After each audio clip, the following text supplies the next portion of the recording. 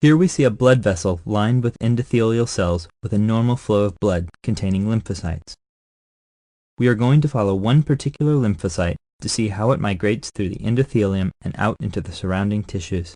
As the vessel widens into what is known as a venule, the blood flow decreases and the lymphocytes slow down. In the presence of an infection, such as bacteria, an immune response takes place, and cytokines, such as interleukin-1 and tumor necrosis factor, are released from tissue cells and resident macrophages. In addition, peptides of the complement system cause mast cells to degranulate. Cytokines, such as interleukin-1 and tumor necrosis factor, act on the endothelium to induce adhesion molecules, while chemokines attach to the endothelium to act as stimulators of migration. Cytokines induce the expression of adhesion molecules on the surface of endothelial cells complementary to those on the lymphocytes.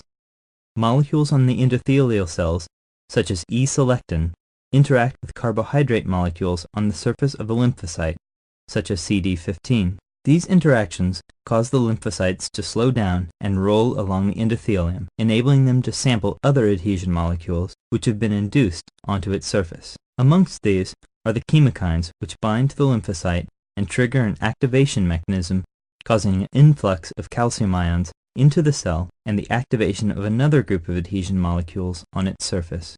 These adhesion molecule proteins, called LFA1 and VLA4, interact with other adhesion molecule proteins on the surface of endothelium, called ICAM1 and VCAM1, respectively.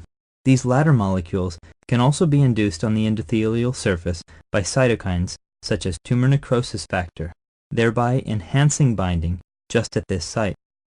This multi-point adhesion onto the endothelium is called pavementing. Both the adhesion molecules on the lymphocyte and those on the endothelium are each attached to the respective cell's cytoskeleton. This can be thought of as a molecular motor which acts like a tractor, enabling the lymphocyte to pull itself down and out through the endothelium. With a firm anchoring point to move against, the lymphocyte proceeds to extend its pseudopod down into the intercellular junction between the endothelial cells, which retract as they are pushed aside. When the pseudopod makes contact with the basement membrane, the cell moves new adhesion molecules down to its leading edge, enabling it to form a new anchoring point. The lymphocyte now releases granules from this leading edge. These contain destructive enzymes such as collagenase and elastase, which puncture the basement membrane, allowing the cell to squeeze down through the damaged area and migrate out into the tissue. This migratory process is called diapedesis. The damaged endothelium then seals over again and reforms.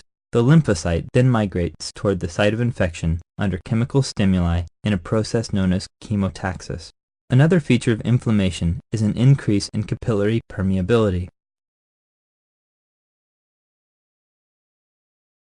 Mediators from activated mast cells, such as histamine, cause the endothelial cells to retract.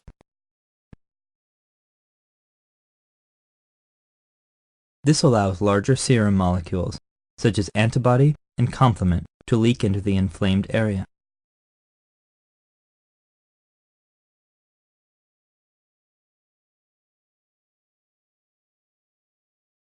These mediators can also act on the smooth muscle in the blood vessel wall, increasing the diameter of arterioles and producing enhanced blood flow. This causes increased supply of serum molecules and cells to the inflammatory site.